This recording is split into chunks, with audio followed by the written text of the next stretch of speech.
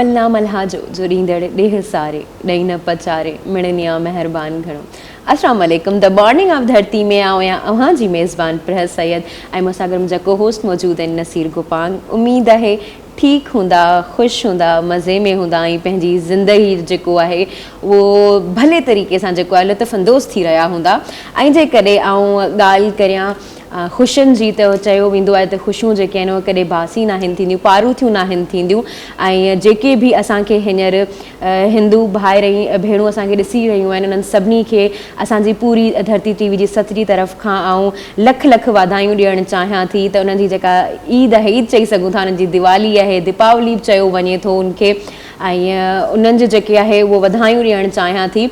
असल में इहा जेका उन्हनि जी जेका ईद हुई उहा 2 टे ॾींहं पहिरीं हुई, पर वरी जी मूं ॻाल्हि कई त उहा कॾहिं पारूथी नाहे थींदी, त इन वजह सां वाधायूं असांजो प्रोग्राम अॼु थियो आहे त अॼु ॾियणु चाहियां थी। ऐं जेकॾहिं असांजो थोरो हिस्ट्री में वञूं, हिस्ट्री ते ॻाल्हायूं, उन्हनि जो ज़िक्र करियूं, छो जो उहे बि असांजा पार्ट आहिनि, असांजो पाकिस्तान में असांजा पार्ट आहिनि, त उन्हनि ते बि ॻाल्हाइणु जेको आहे उहो ज़रूरी आहे। ऐं सम्झां थी त जेकॾहिं असां उन्हनि ते बि थोरो घणो ॻाल्हायूं त दिवाली या दीपावली जेको आहे उहो वर्ड संस्कृत मां वरितलु आहे, जंहिंजो मतिलबु आहे ॾिया।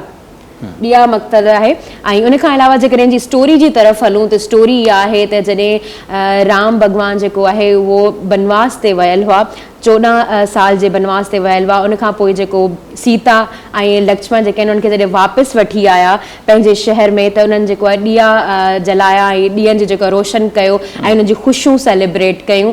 ऐं जेकॾहिं हाणे जी ॻाल्हि करियां त हाणे बि असांखे हर किथे जेको आहे उहो ॾिया जलदे नज़र अची रहिया आहिनि ऐं इहो सेलिब्रेशन अञा ताईं हले पई। कल्ह जी ॻाल्हि करियां त कल्ह शहदादपुर में हिकिड़ो मेगा इवेंट हो दिवाली जे लाइ, ऐं अॼु जेको आहे उहो कराची में दिवाली सेलिब्रेट कई पई वञे। हर किथे जेको आहे उहो डिफरेंट फंक्शन्स थी रहिया आहिनि।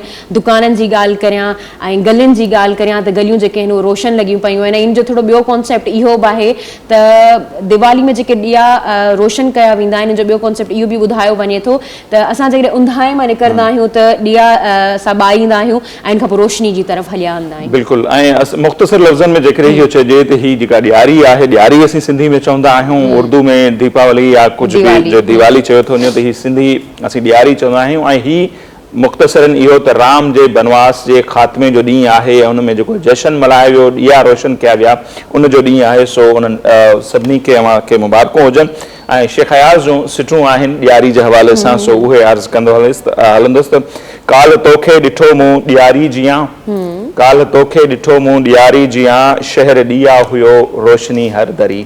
सो अयाज़ उन खां सवाइ सिंधीअ जा खोड़ सारा अहिड़ा शाइर आहिनि जिन ॾियारी ते ज़बरदस्त शाइरी कई आहे। ऐं हीअ सभु ॾींहं असांजा आहिनि, हीअ सभु रंग असांजा आहिनि। असीं बार बार चवंदा आहियूं त हिन वक़्तु पहिरियां बि हुई, पर हिन वक़्तु जंहिं शइ जी ज़रूरत आहे यूनिटी जी ज़रूरत आहे। ऐं असीं बार बार चवंदा आहियूं त हीअ सभु जेके आहिनि गुल, उहे जॾहिं गॾजनि था त पाकिस्तान जो जेको ख़ूबसूरत गुलदस्तो आहे उहो जुड़े थो। सो असां सभिनी खे हिक ॿिए जे ख़ुशियुनि में शरीक थियणु खपे, हिक ॿिए जे ग़मनि में शरीक थियणु खपे, हिक ॿिए जो जेको आहे उहो भरजलो थियणु खपे। सो नाज़रीन, हाणे असीं ईंदासीं ICC T20 वर्ल्ड कप जा जेके मुक़ाबला आहिनि उहे हलंदड़ आहिनि। ऐं ख़ुशीअ जी ॻाल्हि इहा आहे त पाकिस्तान मुसलसल जेको आहे 4 मैच जेके आहिनि उन्हनि में कामयाबी हासिल करे सेमीफाइनल लाइ क्वालिफाई करे वरितो आहे। ऐं सेमीफाइनल जा जेके मुक़ाबला आहिनि उहे 10 ऐं 11 ते थींदा ऐं 14 तारीख़ ते जेको आहे हिन महीने जी 14 नवंबर ते जेको आहे फाइनल थींदो। ऐं असीं सभु पुरुमीद आहियूं त पाकिस्तान जी जेका टीम आहे उहा फाइनल ताईं पहुचंदी इंशाअल्लाह, सेमीफाइनल में कामयाबी खां पोइ, ऐं फाइनल में बि उहो फ़तेहाब थींदी। ऐं ICC T20 वर्ल्ड कप 2021 जेको आहे उहो पाकिस्तान जे हिसे में ईंदो। सो आउं त उन्हनि मैचनि खे तमामु घणो इंजॉय कयां पियो। सो पर अव्हां ॾिसो पिया मैच, इंजॉय कयो पिया, क्रिकेट सां दिलचस्पी आहे या हींअर ताईं जेके मैचिस थिया आहिनि कीअं ॾिठो अव्हां उन्हनि खे? अच्छा, बिल्कुलु नसीर, जेका पाकिस्तान हींअर आउं पहिरीं कारकर्दगी ते थोरो ॻाल्हायां, तमामु बहितरीनु कारकर्दगी ॾेखारी आहे। ऐं जेके बि माण्हू आहिनि उहे तमामु घणा फ़ैन थी विया आहिनि। कुझु मख़सूस नाला आहिनि उन्हनि जा, तमामु घणा फ़ैन बि थी विया आहिनि। पर आउं उन हिते इहा ॻाल्हि ज़रूरु चवणु चाहींदसि त क्रिकेट खे रांदि करे वरितो वञे त वधीक बहितरु आहे, उनखे अना जो मसइलो न कयो वञे। ऐं उन खां पोइ अक्सर ईअं थींदो आहे त जॾहिं असांखे जीत नसीब में ईंदी आहे या असांखे फतह मिलंदी आहे त असां तारीफ़ूं घणियूं कंदा आहियूं, पर जॾहिं असांजी उहा ई हार ईंदी आहे त काफ़ी घटि वधि ॻाल्हायो वेंदो आहे, जी फैमिली खे घटि वधि ॻाल्हायो वेंदो आहे। इन्हनि शयुनि खां अवॉइड करियो। बाक़ी जेकॾहिं मुंहिंजी दिलचस्पी जी ॻाल्हि आई त क्रिकेट जेका आहे उहा ईअं नथी चई सघां पसंदि न आहे, पर ईअं चई सघां पसंदि मतलब एतिरो ख़ासि पसंदि बि नथी करियां, घटि ॾिसंदी न आहियां। अम्मा खां पुछंदी आहियां, अम्मा ॾिसंदी आहे त अम्मा खां पुछंदी आहियां त पाकिस्तान जीतियो या न, या खटियो या न, केतिरा विकेट्स थिया आहिनि या छा, इहो कुझु पुछंदी आहियां। बाक़ी हा, मूंखे इहा जनरल नॉलेज त आहे त छा थी रहियो आहे, छा न थी रहियो आहे। बाक़ी ॾिसंदी न आहियां कंटिन्यूअसली, जेके 2-3 कलाक पंहिंजा सॉरी जेके बि लवर्स आहिनि उहो ज़ाया करियां, पर ॾिसंदी न आहियां, पुछी वठंदी आहियां, ऐं ख़बर पइजी वेंदी केरु खटियो केरु हारायो। पर जेकॾहिं आउं ॻाल्हि करियां, जीअं मूं तव्हांखे चयो त मूंखे ख़बर ज़रूरु आहे त छा थी रहियो आहे, छा न थी रहियो आहे। ऐं जेकॾहिं ॻाल्हि करियां पाकिस्तान जी, त उहो 24 अक्टूबर खां आगाज़ थियो हो फतह जो, ऐं उहो इंडिया खां फतह कई हुई। सभिनी खां असांजे मुल्क लाइ त वॾी ख़ुशी जी ॻाल्हि इहा हुई त पाकिस्तान जेको इंडिया खां खटे वियो। उनखां पोइ जेके 2 टीमूं आहिनि, न्यूज़ीलैंड जी आहे, अफ़गानिस्तान जी आहे, ऐं इन में बि जेका हींअर नई टीम आई आहे उहा बि तमामु सुठो खेॾी रही आहे। उनखां बि जेको आहे उहा फतह हासिल कई ऐं तमामु सुठे तरीक़े सां खेॾी रही आहे। दुआ त इहा ई आहे त अॻियां बि जेको आहे उहो वर्ल्ड कप जेका ट्रॉफी आहे उनखे ई मिले। ऐं जेकॾहिं अॼु जो असीं ज़िक्र कयूं त अॼु बि ICC T20 वर्ल्ड कप जा जेके आहिनि 2 जेके आहिनि मुक़ाबला थियनि पिया। 4 टीमूं हिक ॿिए जे साम्हूं हूंदियूं ऐं अॼु मंझंदि दारे ऑस्ट्रेलिया ऐं वेस्ट इंडीज़ टीमुनि विच में मुक़ाबलो थिए पियो अॼु मंझंदि जो। ऐं उनखां पोइ शाम धारे वरी जेको आहे इंग्लैंड ऐं साउथ अफ्रीका जे टीमुनि विच में मुक़ाबलो जेको आहे उहो थी रहियो आहे। ऐं इंग्लैंड जी जेका टीम आहे पाकिस्तान वांगुरु ऑलरेडी उहा बि सेमीफाइनल में पहुची चुकी आहे। 2 जेके आहिनि ॿियूं टीमूं जेके आहिनि उहे पहुचंदियूं ऐं 4 टीमुनि जो सेमीफाइनल में 10 ऐं 11 तारीख़ ते मुक़ाबलो थींदो। उन्हनि मां वरी 2 जेके आहिनि के टीमूं जेके आहिनि उहे फाइनल ताईं पहुचंदियूं ऐं फाइनल थींदो 14 तारीख़ ते। सभु पूरी उम्मीद आहियूं सेमीफाइनल में, जीअं पाकिस्तान ऑलरेडी एतिरी कामयाबी हासिल कई आहे, सेमीफाइनल में बि कामयाबी हासिल करे उहो फाइनल ताईं पहुचे। ऐं हिन रांदियुनि जो त ज़िक्र कयो। हाणे जेकॾहिं असां सहज जे हवाले सां ॻाल्हि करियूं त सिंध हुकूमत जेको आहे उहो तमामु सुठा क़दम खणी रही आहे। जीअं त NICVD जे बारे में असां ॿुधायूं त जेका अस्पताल हुई उनखां पोइ जेका आहे उहा न्यू हिकिड़ो चई सघां थी प्रोजेक्ट आहे जिगर जे हवाले सां, लिवर जे हवाले सां जेको आहे उहो फ्री ऑफ कॉस्ट ट्रांसप्लांट जो जेको आहे उहो इरादो थी चुको आहे। ऐं जेकॾहिं लिवर ट्रांसप्लांट जी ॻाल्हि कंदी हलां त उहो तमामु घणो एक्सपेंसिव आहे, उहो इलाही महांगो आहे। ऐं जंहिंखे बि गुज़िरियल सालनि में इहे लिवर जूं जेके आहिनि प्रॉब्लम्स थियूं आहिनि, कैंसर थियो आहे या ट्रांसप्लांट कराइणो आहे त उहो तमामु घणो महांगो आहे। ऐं जेके अफोर्ड करे सघनि था त उहो पाड़ेसरी मुल्क इंडिया मां वञी करे इलाजु कराइनि था, पर उहो इलाज बि जेको आहे उहो 1 करोड़ ताईं पहुची वञे थो। पर जेके नथा कराए सघनि उहे तड़पी करे उहो मरी था वञनि, उन्हनि जी डेथ थी वञे। पर हींअर जेको आहे उहो सिंध हुकूमत 140 मिलियन जो जेको आहे उहो ॾिनो आहे, मतिलबु प्रोजेक्ट ॾिनो आहे त तव्हांखे इहो असां मुहैया कंदासीं। डाओ जेका आहे ओजा कैंपस में उनमें उहो फ्राम करण जी जेका आहे उहा मंज़ूरी थी वई आहे। ऐं इहो बि ॿुधायो वियो आहे त इन एतिरनि पैसनि मां जेके 50 माण्हू आहिनि उन्हनि जो जेको ट्रांसप्लांट थी सघे थो या जिगर जो जेको आहे उहो इलाज बि थी सघे थो। ऐं हिते ई नाज़रीन जीअं ज़बरदस्ती ॻाल्हि आहे सिंध गवर्नमेंट जी NICVD ऐं सिहत जे हवाले सां ॿिया जेके क़दम आहिनि। लिवर ट्रांसप्लांट इंतिहाई अहम जीअं पर ॿुधाए चुकिया आहे काफ़ी महांगो इलाजु आहे। ऐं सुठी ॻाल्हि इहा आहे त डाओ ओझा कैंपस खे रक़म ॾिनी वई आहे। उनखां सवाइ SIUT में बि कुझु केसिस थियनि पिया। ऐं ॿियो वॾो जेको इदारो आहे गिम्स जे नाले सां डॉक्टर रहीम बख्श भट्टी साहिब जो गंबट जहिड़े हिकिड़े नंढे शहर में इंटरनेशनल लेवल जो हेल्थ जो इदारो आहे, उते लिवर ट्रांसप्लांट गुज़िरियल कुझु सालनि खां फ्री ऑफ कॉस्ट थिए पियो ऐं सॼे मुल्क मां मरीज़ उते अचनि पिया। ऐं गिम्स खे बि जेको आहे फंडिंग जेका आहे सिंध गवर्नमेंट ॾिए पई, हीअ ज़बरदस्त क़दम आहे।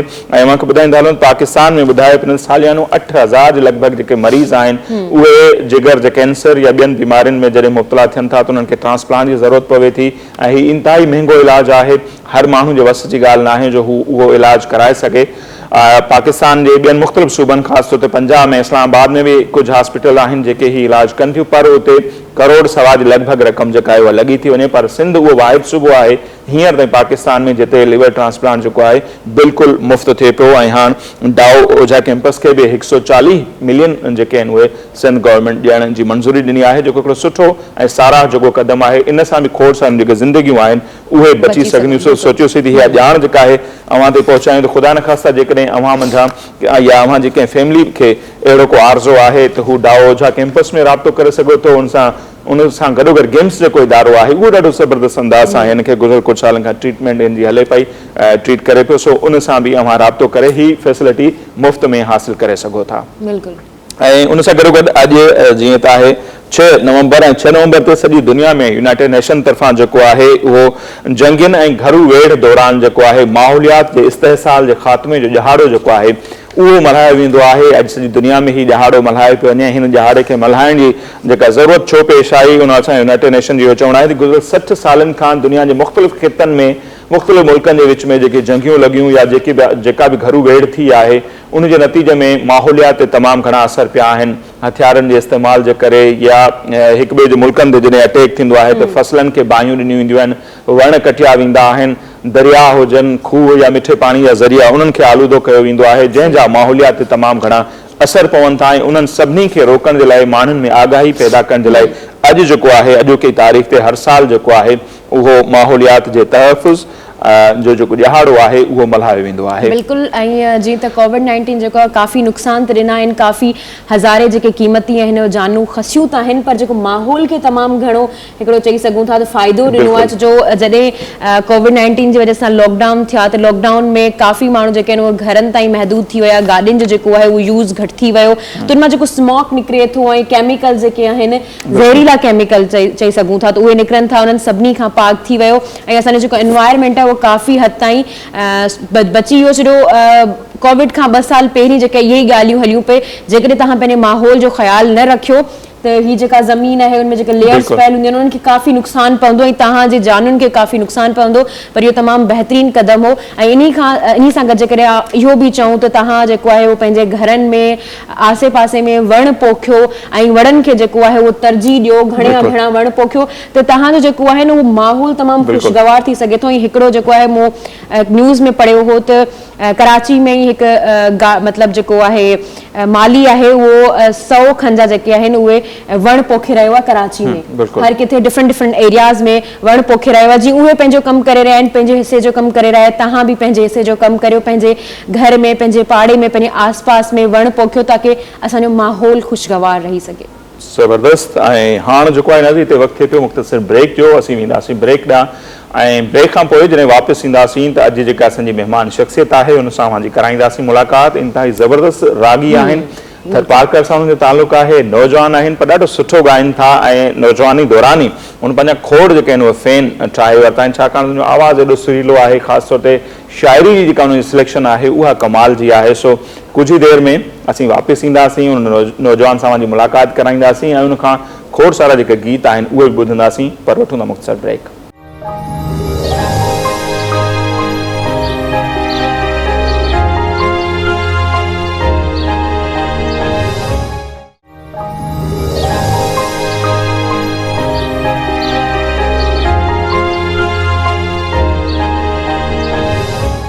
जी नाज़रीन, ब्रेक खां पोइ हिकु भेरो ॿीहर द मॉर्निंग ऑफ धरतीअ में अवां सभिनी खे चऊं था भलीकार।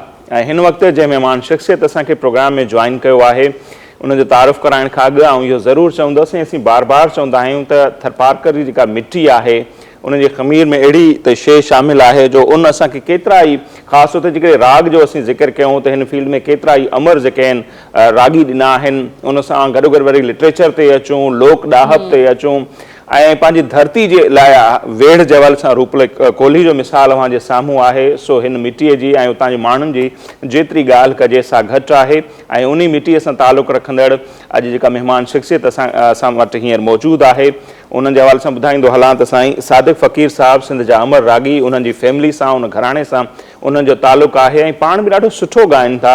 मुख़्तलिफ़ वक़्तनि ते मुख़्तलिफ़ फेस्टिवल्स में, प्रोग्रामनि में, यूट्यूब जो दौरु आहे सो उन ते फेसबुक ते मुख़्तलिफ़ दोस्तनि तरफ़ां शेयर कर उन्हनि जा गीत खोड़ वक़्तनि ते असां ॿुधा ऐं ॾाढा ज़बरदस्त ऐं जेको बि उन्हनि ॻायो आहे माशाल्लाह हिन नंढी ॼमार में कमाल जो ॻायो आहे। उन्हनि जा खोड़ सारा पंहिंजा जेके गीत आहिनि उहे बि काफ़ी मशहूरु थिया आहिनि। जेकॾहिं उन्हनि गीतनि जो ज़िक्र कंदासीं त ऑलरेडी अवां सम्झी वेंदा त आउं कंहिंजो ज़िक्र पियो कयां।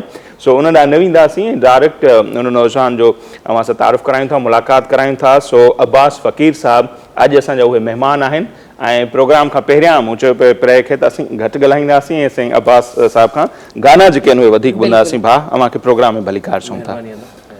ठीकु आहे, उहो कीअं पियो लॻे असांजे प्रोग्राम में अची करे? ॾाढो ज़बरदस्त ऐं दिली ख़ुशी थिए पई, तव्हां जेको हिकिड़ो माहौल पाण वटि आहे ॾाढो अव्हां जी महिरबानी जो अव्हां ख़ासि तौर ते थरपारकर खां स्पेशली कही करे आया आहियो ऐं उन सां गॾोगॾु स्क्रीन ते में बि अव्हांखे नज़र न अचनि, असांजे सेट जी मजबूरी आहे, पर हुनजो नालो खणणु, उन्हनि जो ज़िक्र करणु तमामु ज़रूरी आहे। सो अदा अब्बास सां गॾु जेके म्यूज़िक में उन्हनि जो साथ ॾींदा साज़िंदा उन्हनि जो तारुफ़ कराईंदो हलां त अब्दुल जब्बार आहिनि असां सां बेंजे ते गॾु ऐं हामिद अली आहिनि ढोलक ते ऐं सदाकत अली जेके अदा जा नंढा भाउ बि आहिनि उहे बि असां सां गॾु गॾु हूंदा ऐं मे बी उहे स्क्रीन ते नज़र न अचनि, पर उन्हनि जो जेको फ़न आहे ऐं गुरु रजनेश जी चवणी ऐं बार बार कोट कंदो आहियां त गुरु रजनेश जेके आहिनि उहे फ़रमाइनि था ओशो त दुनिया जा अज़ीम माण्हू आहिनि उहे जेकी बेजान शयुनि मां जेके आहिनि उहे साज़ जेके आहिनि आवाज़ जेके आहिनि उहे तख़लीक़ कनि था। सो ही उहे अज़ीम इंसान आहिनि जेके बेजान शयूं आहिनि बज़ाहिर हारमोनियम खां वठी ढोलक ताईं बेंजे ताईं उन्हनि मां अहिड़ा मधुर जेके आहिनि धुनूं तरतीब ॾियणु ॻाइणु कमाल आहे। सो उहे भले स्क्रीन ते नज़र अचनि न अचनि उन्हनि जो कमु ज़रूरु महसूसु थींदो ऐं नाज़रीन जेके बि असांखे ॾिसी रहिया आहिनि उन्हनि खे बाक़ाइदा महसूसु थींदो त पुठियां वॾी महिनत आहे। बहरहाल असां गेस्ट जी तरफ़ हलूं था। असांखे तव्हां ॿुधाइजो त संगीत जी दुनिया में तव्हांजो कदम कीअं पियो, कीअं शौक़ु तव्हांजो हेॾां थियो? वैसे तव्हांजो फैमिली बैकग्राउंड बि आहे पर तव्हांजो इंट्रस्ट कीअं वधियो होॾां?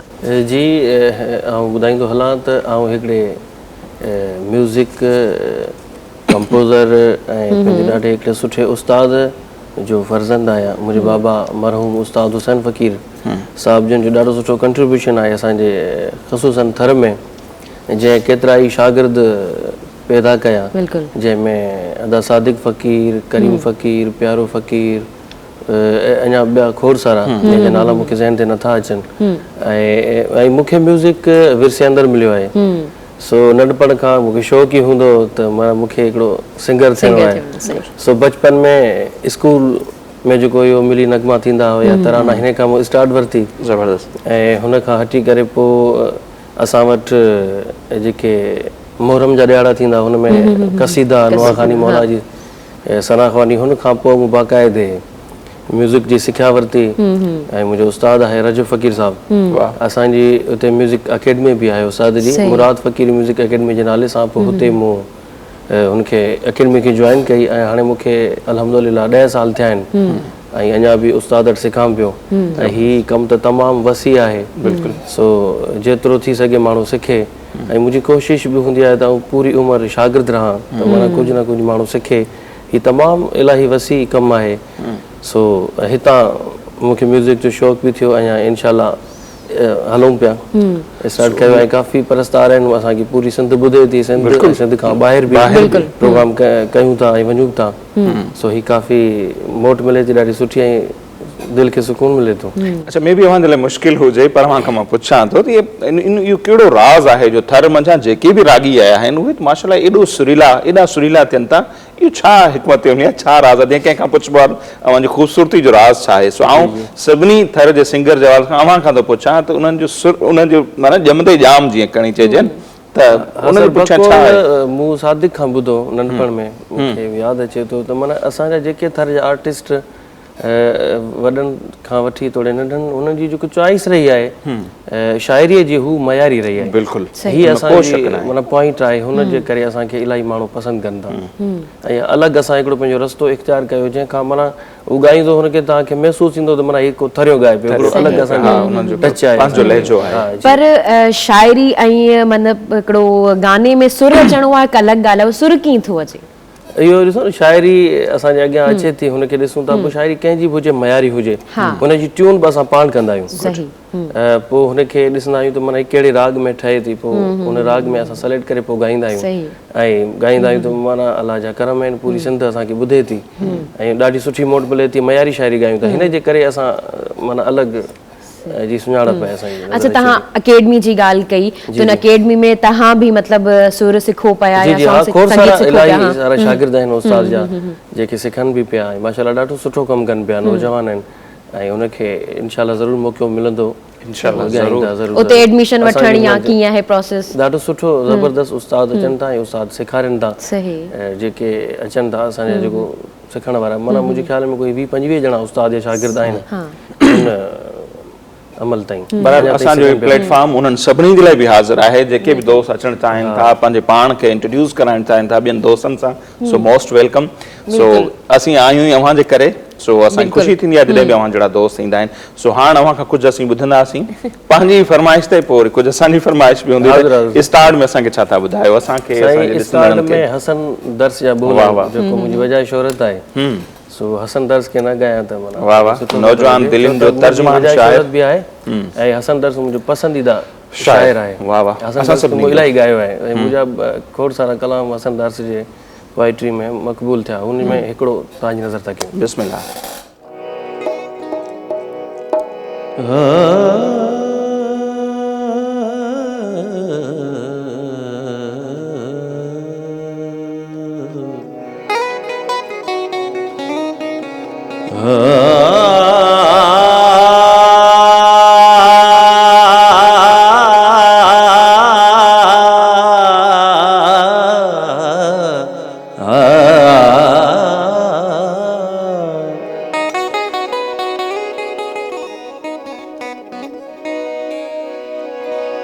तोखे छा बेवफा चवे कोई,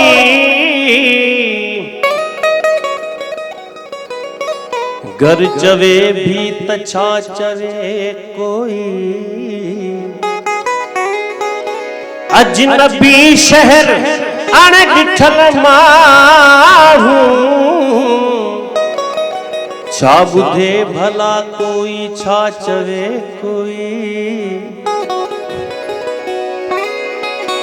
हित हज़ारे खुदा ज़माने जा, हित हज़ारे खुदा ज़माने जा, कंहिंखे खुदा चवे कोई।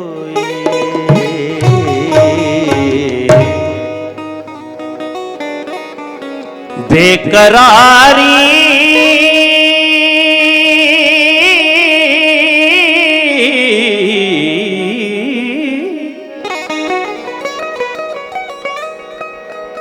बेकरारी में करार छो आहे, बेकरारी करार छो आहे। मूंखे दुश्मन सां प्यार छो आहे, बेकरारी में करार छो आहे।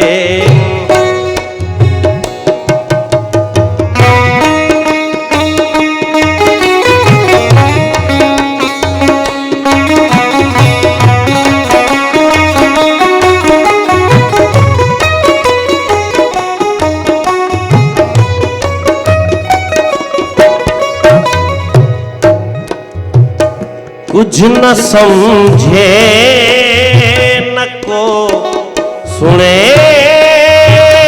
थो पयो,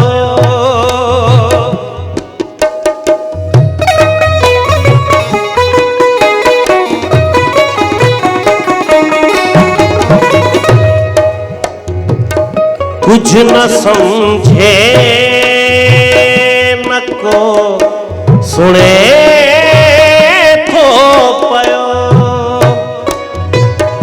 कुछ न समझे न को सुने थो पयो। प्यार निठड़ो ही बार छो आहे, प्यार निठड़ो ही बार छो आहे। मूंखे दुश्मन सां प्यार छो आहे, बेकरारी में करार छो आहे।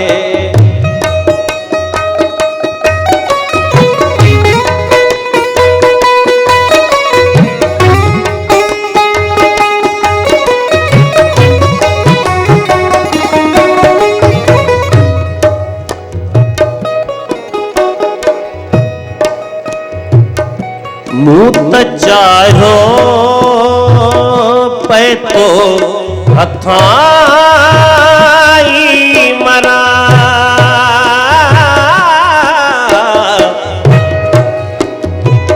मूं त चाहियो पे तो हथाई मरा मुत चारो पे तो हथाई मरा तुई जो खाली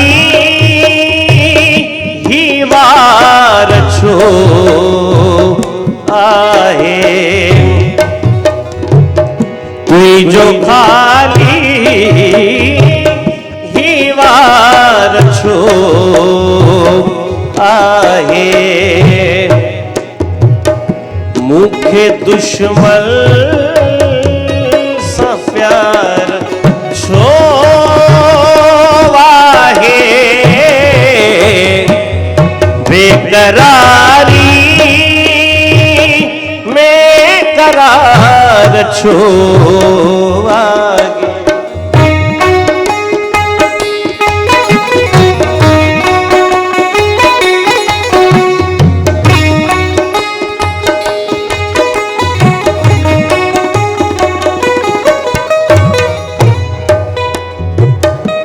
ही हसल तरस आ जरियो माहू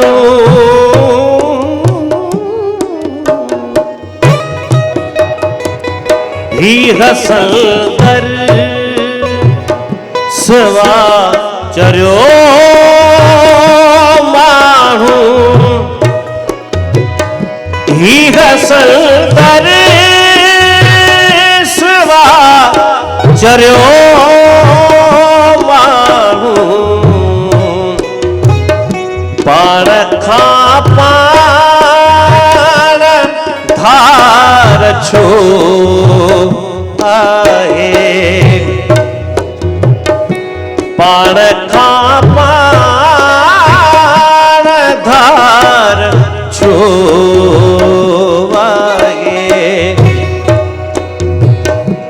मुखे दुश्मन सा प्यार छो आहे बेकरारी में करार छो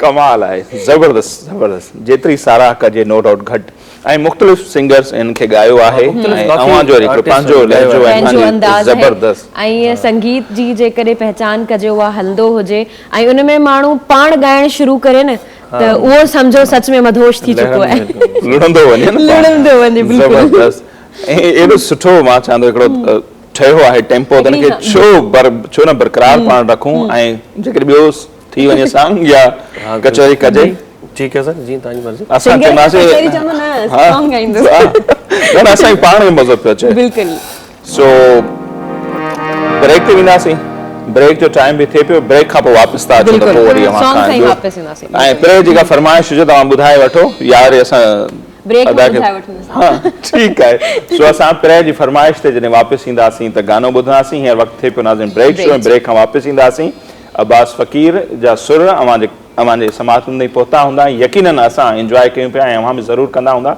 ब्रेक खां जीअं वापसि ईंदासीं ॻाल्हि आहे त असीं घटि ॻाल्हाईंदासीं घणो उन्हनि खे ॿुधंदासीं सो वठूं था ब्रेक असां सां गॾु रहिजो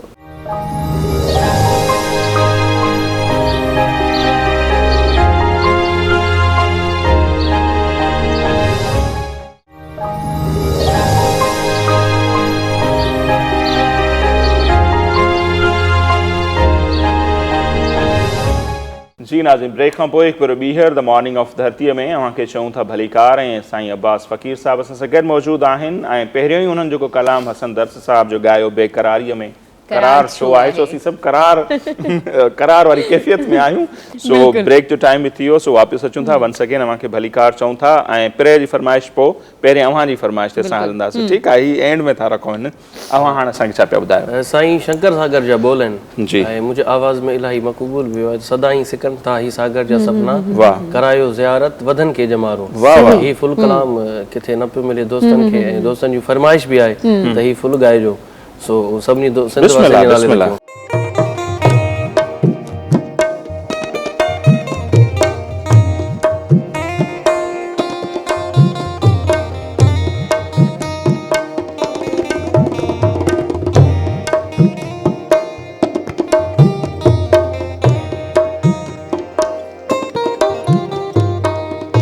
बिना तोल छल थियूं अञा ही बहारूं बिना तोल छल थियूं अञा ही बहारूं असां जूं थियूं रस तन में असां जूं थियूं रस तन में भटकल निहारूं बिना तोल छल थियूं अञा ही बहारूं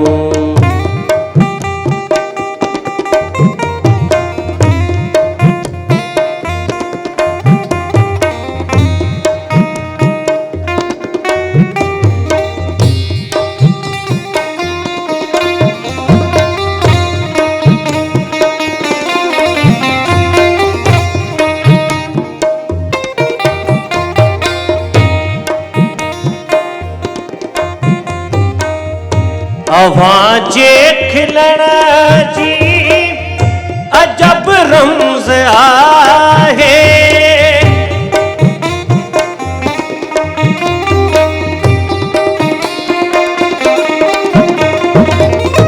अवां जे खिलण जी अजब रमज़ आहे अवां जे खिलण जी अजब रमज़ आहे वजन थियूं दिलियल मलज मीरा जूं तारूं वजन थियूं दिलियल मलज मीरा जूं तारूं बिना तोल छल थियूं अञा ही बहारूं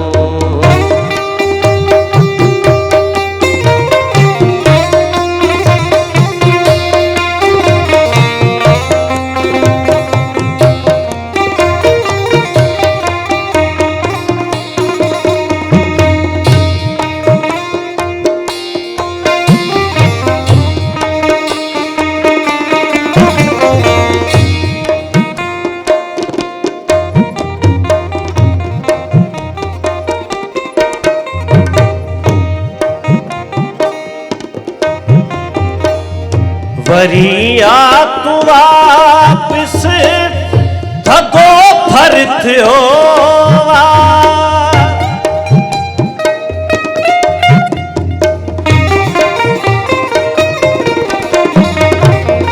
वरी आ तू वापिस थको फर थियो वरी आ तू वापिस थधो थर थियो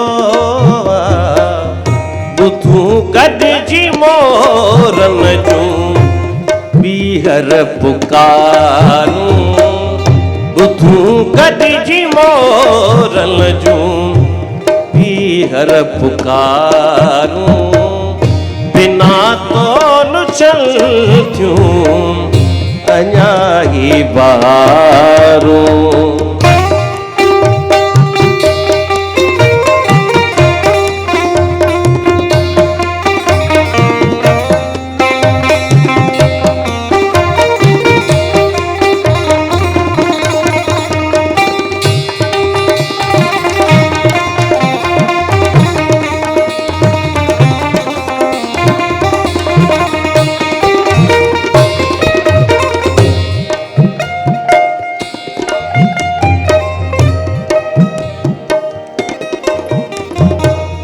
सदाई सिकल था ही सागर जा सपना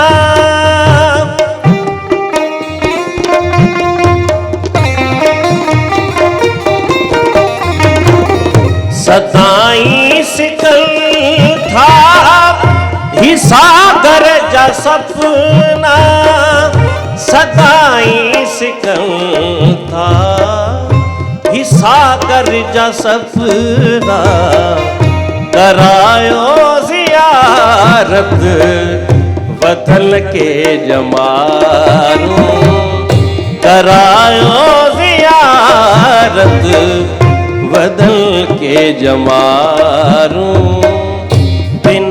रातों चल थियूं अञा ही बहारूं अञा ही बहारूं अञा ही बहारूं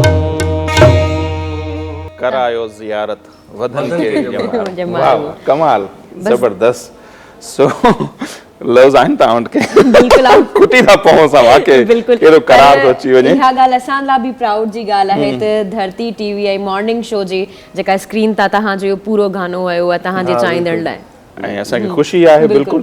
अच्छा अब्बास भाउ, अव्हां खां इहो सम्झणु चाहियूं अॼुकल्ह असीं जीअं ॾिसूं था न मोस्टली ईअं थो थिए त इहा असांखे घणी शिकायत मूंखे बि आहे ॿियनि माण्हुनि खे। पहिरियों को दौर हो इंडिया जी धुनूं असां वटि कॉपी थींदियूं हुयूं। अॼु असां वटि इहे इन लेवल ते असां सिराइकी धुनूं पिया माना कॉपी कयूं। पंहिंजी धुनूं जेके आहिनि उहे घटि पियूं अथव पर थर वारे पासे असांखे इहा शइ नज़र अचे पई त उते पंहिंजियूं धुनूं तरतीब ॾिनियूं थियूं वञनि। त हिकिड़े सिंगर जे लाइ बि पंहिंजी सुञाणप ठाहिण लाइ पंहिंजी धुन तरतीब ॾियणु केतिरी इम्पोर्टेंट आहे? सर बिल्कुलु इहो त इम्पोर्टेंट आहे न सर। ॾिसो ही असां वटि थर में जेको बुनियादु रखियो हो मुंहिंजे वालिद साहिबु रखियो धुननि जो, छो त बाबा मुंहिंजो मौसीकार बि हूंदो। तो कहाँ थींदे धार खिलंदे खिलंदे यार, ही मुंहिंजे बाबा जी कंपोज़िशन हुई। आज़ा सादिक हिनखे ॻायो हुई, अमर थी आहे अयाज़ गुल साहब, अयाज़ गुल जी। ऐं करीम फ़क़ीर जूं सभु धुनूं बाबा ठाहींदा हुया। ऐं ॾिसो हींअर जी हिन वक़्तु उस्ताद रजब फ़क़ीर साहिबु आहे, सो हुन जूं पंहिंजूं सभु धुनूं पाण तख़लीक़ कनि था। हुन जो तव्हां आहे वॾो नालो आहे माशाल्लाह, ऐं फ़ख़्रे सिंध आहे, मौला हुनखे अञा कामयाबु करे। मुंहिंजो उस्ताद आहे, मुंहिंजो रहबर आहे, मोहसिन आहे। सो जेसीं ताईं पंहिंजूं धुनूं पाण तख़लीक़ न कंदो एसी ताईं मूंखे थोरो नथो लॻे त माण्हू को अॻिते माना कॉपीराइट थी वेंदो न सर। ऐं घणो ट्रेंड असां वटि इहो पियो हले। उहा जीअं पाण शुरू में ॻाल्हि कईसीं त मयारी शाइरी इहा शिकायत बि आहे त अॼुकल्ह त माना खोड़ एंकर एक्टर उहे बि असांखे हिन फील्ड में था नज़र असां चवंदा आहियूं जंहिंजी जेका फील्ड आहे न जिसका काम उसी को सांझे चवंदा आहिनि त उहो करे त वधीक बहितर आहे। पर हाणे सस्ती शोहरत चऊं छा थियूं हाणे नथा वञूं पाण। सो बहरहाल उन सां हुनजो नालो कोन थो ठहे। ॻाल्हि इहा ई आहे, नालो हुनजो रहंदो। इहो साॻी शइ मूं में कन्वर्ट थी आहे। जेके बि मूं पंहिंजा सॉन्ग आहिनि हुनजी धुनूं मूं पाण तरतीब कयूं। जेके ॿ अलॻि तव्हांखे मूं ॿुधायूं हुनजो माना म्यूज़िक मूं पाण ठाहियो आहे, हिन जी कंपोज़िशन मूं पाण कई आहे। जेको को जॾहिं फ्री आहे माना पंहिंजी पर ॿुधंदड़ ज़रूरु आहिनि। करार असांखे अचे पियो, ॾिसणनि खे बि ज़रूरु। हाणे प्रे जी फरमाइश बि थी वञे, ईअं न टाइम खुटी वञे पोइ वरी प्रे असांखे मूं जॾहिं को ॾीओ जलायो आहे।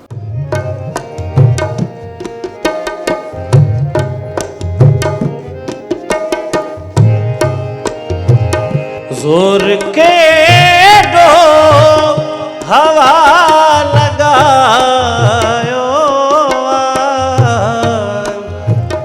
मुँह जॾहिं को ॾीओ जलायो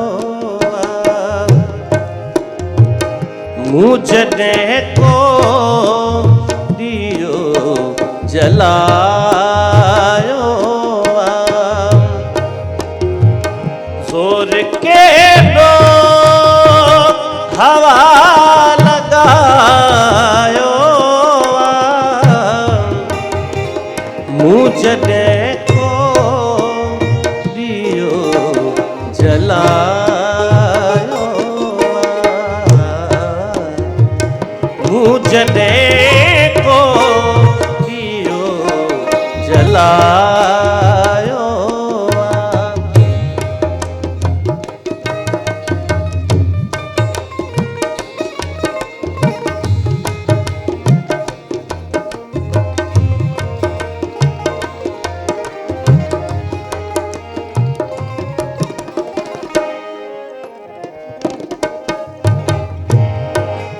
तो खिंचायूं था तो खिंचायूं था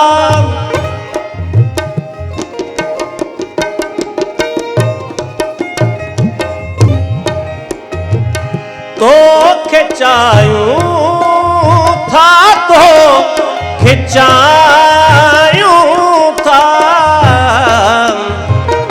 बैस हिन ते करण अजायो बैस हिन ते करण अजायो मूं जॾहिं को ॾीओ जलायो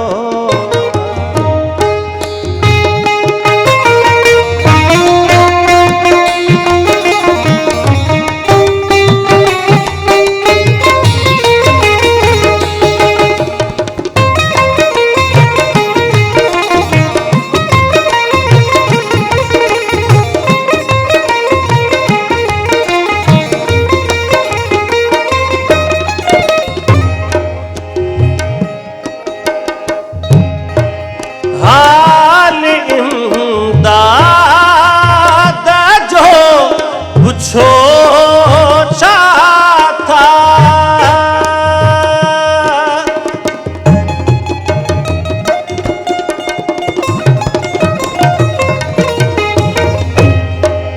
हाल इमदाद जो पुछो छा था अज मिड़ई सूर सवायो अज मिड़ई सूर सवायो मूं जॾहिं को ॾीओ जला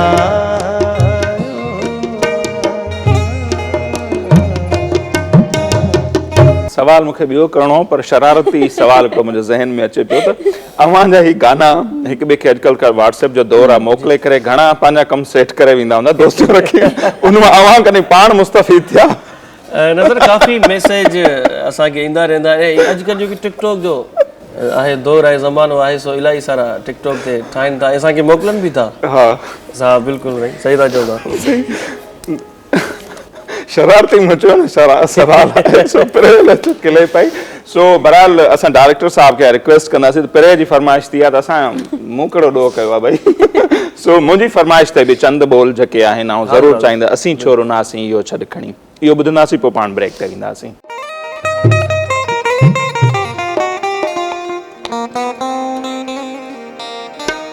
विछोड़ल वढियासीं इहो छॾु खणी असीं कीअं जियासीं इहो छॾु खणी असीं कीअं जियासीं इहो छॾु खणी विछोड़ल वढियासीं इहो छॾु खणी असीं कीअं जियासीं इहो छॾु खणी असीं कीअं जियासीं इहो छॾु खणी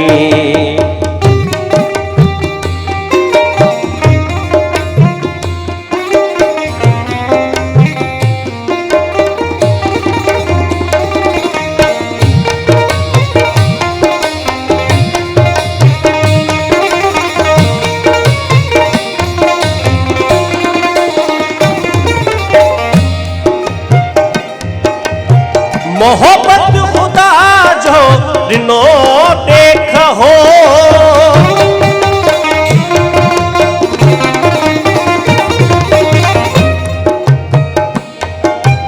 मोहब्बत खुदा जो ॾिनो देख हो वली थी वियासीं इहो छॾु खणी वली थी वियासीं इहो छॾु खणी असीं कीअं जियासीं इहो छॾु खणी असीं कीअं जियासीं इहो छॾु खणी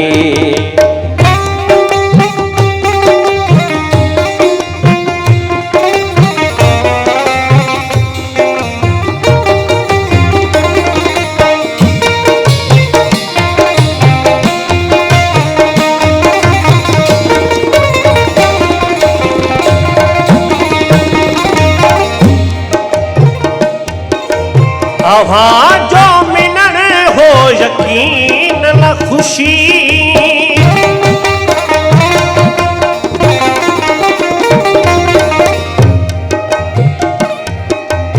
अव्हां जो मिलण हो यकीन न ख़ुशी असीं छोड़नासीं इहो छॾ खणी असीं छोड़नासीं इहो छॾ खणी असीं कीअं जियासीं इहो छॾ खणी असीं कीअं जियासीं इहो छॾ खणी इहो छॾ खणी इहो छॾ खणी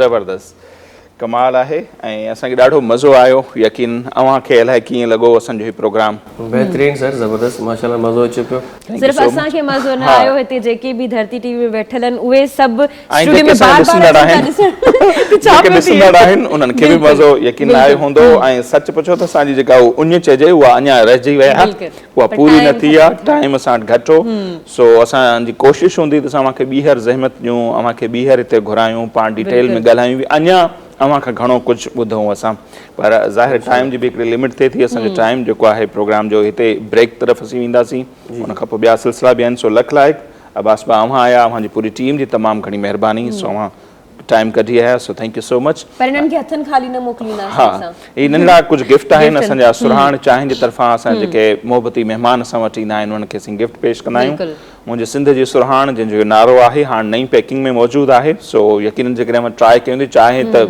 चाहे तव्हां यकीनन सुराणी चांहि पीअंदा हूंदा सो कुझु गिफ्ट आहिनि उहे बि असां पंहिंजे हथनि सां अदा करे ॾेई छॾियो बाक़ी ॿियनि दोस्तनि खे असां ॾियूं पिया thank you so much so बसि मोकिलाणी न आहे सदाईं गॾु ॾींहं चवंदा आहिनि ऐं असांखे काफ़ी मज़ो आयो इंजॉय कयोसीं हिकु हिकु गीत ऐं असां ॾिसंदड़नि बि लख लाइक भाउ सो नाज़रीन कीअं लॻो अब्बास फ़क़ीर जो अव्हांखे आवाज़ ऐं यकीनन अव्हां बि इंजॉय कयो हूंदो सो हिते वक़्तु थियो पियो ब्रेक जो असीं वेंदासीं ब्रेक ते ऐं ब्रेक खां पोइ जॾहिं वापसि ईंदासीं त हिन प्रोग्राम में जेके ॿिया सेगमेंट आहिनि उहे बि शामिलु कंदासीं अॼु जी जेका असांजी ॿी महिमान शख़्सियत आहे उन्हनि सां बि उन्हनि कराईंदासीं मुलाक़ात पर हिते वठूं था मुख़्तसर ब्रेक असां सां गॾु रहिजो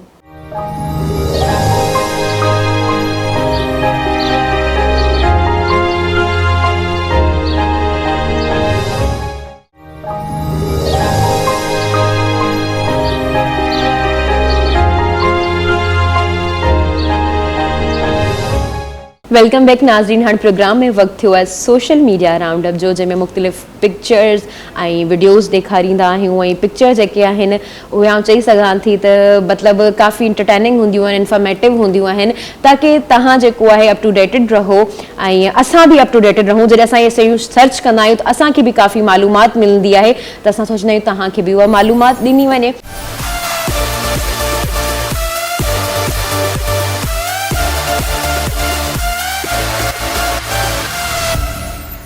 जेकॾहिं पहिरीं पिक्चर जी ॻाल्हि करियां त उहा जेका आहे उहा ख़ुशख़बरी आहे सभिनी लाइ त ज़ोंग जेको आहे उहा पार्टनरशिप कई आहे गूगल सां ऐं जीअं त पहिरीं तव्हांखे ॿुधायां त असां जेकॾहिं लोकेशन खे ओपन कंदा आहियूं त उहा इंटरनेट जे थ्रू हलंदी आहे इंटरनेट खां बग़ैर नाहे हलंदी असां लोकेशन जिॾां बि कंदा आहियूं ऐं जेकॾहिं स्पेशली कराची खे आउं टारगेट करियां त असां वटि ईअं आहे त असांखे रस्तनि जी बिल्कुलु ख़बर नाहे हूंदी असां एरियाज़ में जेको आहे उहो मुंझी पवंदा आहियूं असांखे नाहे ख़बर हूंदी उन्हनि जी असां ज़्यादातर जेको आहे न मैप जो यूज़ कंदा आहियूं गूगल मैप जो यूज़ कंदा आहियूं कराची या ॿिया जेके बि सिटीज़ आहिनि असां गूगल मैप जो यूज़ करे असां अॻियां वेंदा आहियूं इहो ई टेक्नोलॉजी जो जेको आहे तमामु घणो फ़ाइदो आहे त ईअं ई जेको आहे गूगल जेको आहे फ्री ऑफ कॉस्ट जेको आहे उहो मैप लोकेशन जेको आहे तव्हां एक्सेस करे सघो था इहो गूगल सां ज़ोंग जेको आहे पार्टनरशिप कई आहे हाणे जेकॾहिं तव्हां वटि गूगल जो जेको आहे उहो अकाउंट हूंदो आहे उन खां अलावा जेको आहे ज़ोंग जी जेकॾहिं तव्हां डेटा खुलियल हूंदी त तव्हां फ्री ऑफ कॉस्ट जेको आहे उहो एक्सेस करे सघो था पंहिंजी लोकेशन खे ज़बरदस्त ऐं ॾाढी काराइती ॼाण आहे ऐं उन सां गॾु नाज़रीन ही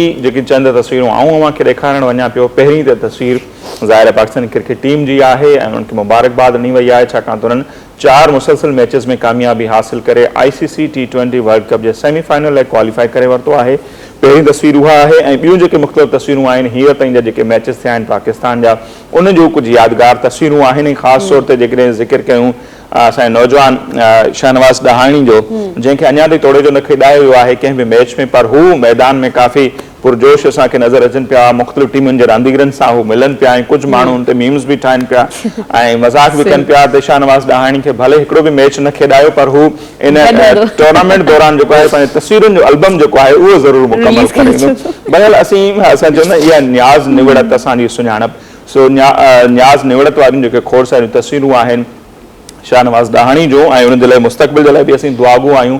इनशाला जॾहिं बि उन्हनि खे इंटरनेशनल लेवल ते मौक़ो ॾिनो वियो, जीअं हुननि PCL में पाण खे मञायो हुयो, पाकिस्तान क्रिकेट जेका मैचिस थिया हुआ पाकिस्तान सुपर लीग में हुन पाण मञायो, ईअं इनशाला इंटरनेशनल लेवल ते बि शाहनवाज़ ॾाहाणी पाण खे ज़रूरु मञाईंदो ऐं ही मुख़्तलिफ़ तस्वीरूं पाकिस्तानी टीम जूं आहिनि जेके असीं अव्हांखे ॾेखारियूं पिया। बिल्कुलु, ऐं तमामु ख़ुशी थी रही आहे जेके बि क्रिकेट मैच माना जेके पसंदि कनि था या हुई जेके आम पब्लिक आहे उहो तमामु ख़ुशी महसूसु करे थी जॾहिं पंहिंजी जेका टीम आहे पाकिस्तान जी टीम आहे जेकॾहिं विक्ट्री हासिल करे थी। ऐं जेकॾहिं आउं ॿी पिक्चर जी ॻाल्हि करियां त पहिरीं जेको आहे मूं चई सघां थी त IT जी ॻाल्हि कई, इंफॉर्मेशन टेक्नोलॉजी जी ॻाल्हि कई, टेक्नोलॉजी जी ॻाल्हि कई स्पेसिफिकली। हाणे जेकॾहिं आउं ॻाल्हि करियां ॻोठाणी ज़िंदगी जी, तव्हांजी जेको आहे स्क्रीन ते पिक्चर्स नज़र अची रहियूं हूंदियूं, हीअ जेके तव्हांजी पिक्चर्स नज़र अची रहियूं आहिनि ॻोठाणी ज़िंदगी जूं पिक्चर्स आहिनि।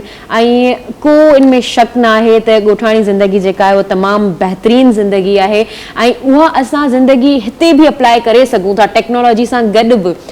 छो जो मूं जेका ॻोठाणी ज़िंदगी खे हिकिड़ो आउं चवंदी एक्सप्लोर कयो आहे या एक्सपीरियंस कयो आहे वञी करे, यकीन कयो एतिरा सादा माण्हू हूंदा आहिनि, एतिरा प्योर माण्हू हूंदा आहिनि, उनजी एॾी मोहबत हूंदी आहे, मज़ो पियो ईंदो आहे।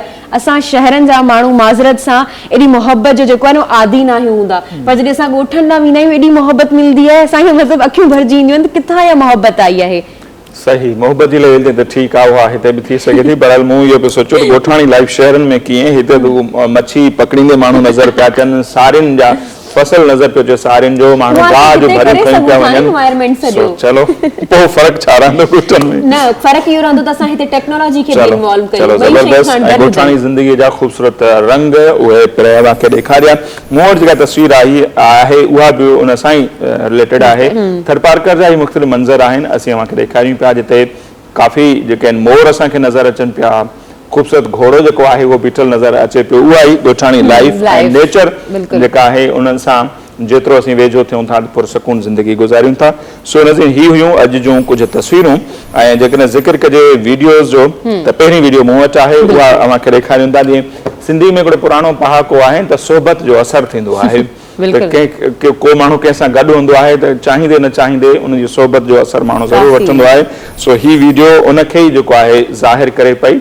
ही हिकिड़ी कुकड़ आहे, कुकड़ जो बच्चो आहे या कुकड़, उहा बदकनि सां गॾु जॾहिं घणो अरसो रही आहे त उनजी चाल जेका आहे, चाल ढाल जेके चऊं हलण फिरण जो अंदाज़ जेको आहे उहो बदकनि जहिड़ो थी वियो आहे। सो अव्हां बि ॾिसो, सो सोबत जो असरु जानवरनि ऐं पखियुनि ते बि थिए थो। बिल्कुलु बिल्कुलु सही चई रहिया आहियो। ऐं सुठी ॻाल्हि आहे, चवंदा आहिनि जहिड़ो देश तहिड़ो वेस, जेको असां जिते रहूं था उन शइ खे सुञाणप बि का शइ थींदी आहे, उनखे अडॉप्ट करियो वधीक बहितर आहे। अच्छा, हा, उहा हिकिड़ी अलॻि ॻाल्हि आहे, सुञाणप पंहिंजी हुजणु खपे। मूं ॿी ॻाल्हि कई त देश जहिड़ो वेस असां उहो ई करियूं जेको सभु कनि था। बहरहाल जेका ॿी वीडियो मूं वटि आहे जी तव्हां पाकिस्तान जी क्रिकेट टीम जो कुझु पिक्चर्स ॾेखारियूं, इन तरीक़े सां जेका मूं वटि वीडियो आहे ऐं तमामु सुठो इनिशिएटिव आहे फ्रॉम पाकिस्तान टीम। जेके नामीबिया जेका टीम आई आहे उहा फर्स्ट टाइम खेॾी रही आहे, तमामु बहितरीनु खेॾी रही आहे, उन्हनि वटि वई आहे, उन्हनि खे मुबारकबाद ॾिनी आहे। ऐं उन खां अलावा उन्हनि खे हिकिड़ो चइजे थो त हिमथायो आहे त तव्हां जेको हिते आया आहियो ॾाढो सुठो खेॾी रहिया आहियो ऐं तमामु सुठो आहे। इहो हिकिड़ो पॉज़िटिव साइन आहे त तव्हां वञी करे कंहिंखे हिमथायो या कंहिंजी हिमत खे वधायो उते वञी करे, ऐं उन्हनि जो जेको आहे उहो कॉन्ग्रेचुलेशन भरियो ऐं उहो जेके तव्हांजे कॉम्पिटिशन में हुजे। बिल्कुलु मेल जोल ज़बरदस्त रहियो, हिक ॿिए सां तस्वीरूं कढंदा आहियूं, हाल अहवाल थियो ऐं इहो थियणु खपे। जे शुरू में मां चयो त हिन रांदि खे रांदि ताईं महदूद रखिजे त बहितर आहे, ऐं हुनखे अञा जो मसइलो न बणाइणु खपे। सो पाकिस्तानी टीम जो ज़बरदस्त हिकिड़ो इनिशिएटिव आहे जो हू ड्रेसिंग रूम जेका आहे नामीबिया जे क्रिकेट टीम जो उनमें वही ऐं उन्हनि खे दाद ॾिनी। सो हिते वंस अगेन टाइम ब्रेक जो हा, ब्रेक खां पहिरियां मुख़्तसिर अव्हांखे ॿुधाईंदा हलूं त जॾहिं असीं वापसि ईंदासीं त हिकु नौजवान अॼु जा ॿिया जेके असांजा महिमान आहिनि उहे बि नौजवान आहिनि ऐं IT वारे सेक्टर में उहे ज़बरदस्त कमु कनि पिया। ऐं हीउ सेक्टर जेको आहे IT वारो हिन दौर जी बि नीड आहे, ईंदड़ जेको ज़मानो हूंदो उनजी बि घुर्ज हूंदो। सो असांजे नौजवान जेके आहिनि उनखे वधि खां वधि हिन फील्ड तरफ़ अचणु खपे। अॼु महिमान खां असीं सम्झणु चाहींदासीं त हू इन फील्ड में छा कुझु कनि पिया ऐं असांजा नौजवान उन्हनि खां कीअं फ़ाइदो हासिलु करे सघनि था। सो कुझु ई देरि में वापसि ईंदासीं, नौजवान सां वांझी कराईंदासीं मुलाक़ात ऐं IT वारे सेक्टर जे हवाले सां इंतिहाई काराइतियूं जेके ॻाल्हियूं आहिनि उहे उन्हनि खां असीं सम्झण जी कोशिशि कंदासीं। तेसिताईं असां सां गॾु रहिजो।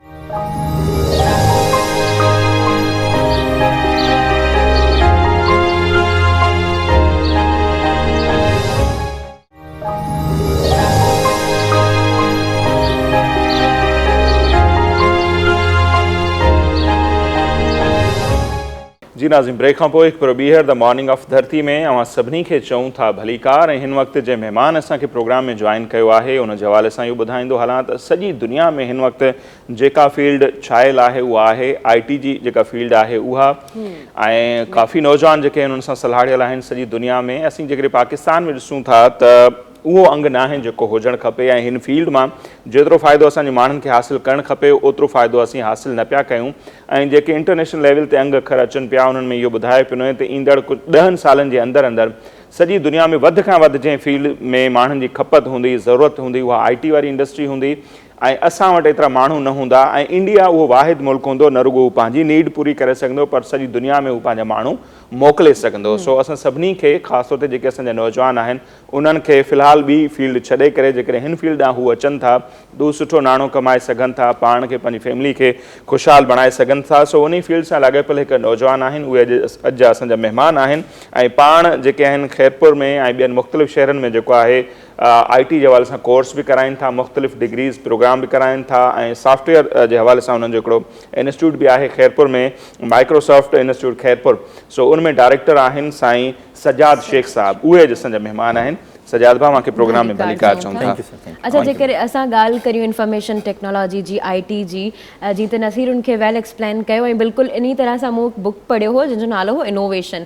उनमें इहो ई लिखियलु हो जीअं हिननि ॿुधायो त 10 सालनि खां पोइ टेक्नोलॉजी एतिरे क़दुरु वधी वेंदी जो असां जेको पन्ना त बिल्कुलु ख़तमु थींदा, उहो कुझु सालनि जी ॻाल्हि आहे, जेके पेजिस वग़ैरह इहे सभु शइ ख़तमु थी वेंदी।